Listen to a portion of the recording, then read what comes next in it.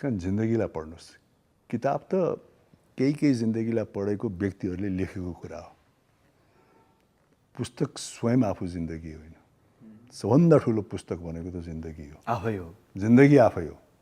मलाई पुस्तक भन्दाखेरि याद आयो कि धेरैजना चलचित्रकर्मी होस् अथवा राजनीतिज्ञ व्यक्तिहरू, जो विशिष्ट व्यक्ति हुनुहुन्छ, वरिष्ठ व्यक्तिहरू हुनुहुन्छ, उहाँहरूको बायोग्राफी भनेर चाहिँ हामीले किताबहरू पढ्न पाउँछौँ। राजेश दाईको चाहिँ यो बायोग्राफी आउने सम्भावना अथवा सम्भावना त छ नै होला, तर कहिलेसम्म, हुन त बालकैमा के लेख्नु भन्ने पनि अझै जिन्दगी लामो समयसम्म भोग्न बाँकी छ, तर केही सम्भाव्यता छ यो? मेरो आउँदैछ। कहिले आउँछ यो? राजेशजी, मेरो आउँदैछ, अब एकदमै चाँडै नै आउँदैछ। चाँडै आउँदैछ? चाँडै नै आउँदैछ। नरसिंहभन्दा पहिले, जेठ 9 गते भन्दा त अगाडि त आउँदैन यो? नरसिंहभन्दा अगाडि आउँदैन, तर नरसिंह लागेको केही हप्तापछि चाहिँ नै आउनेछ। वाउ।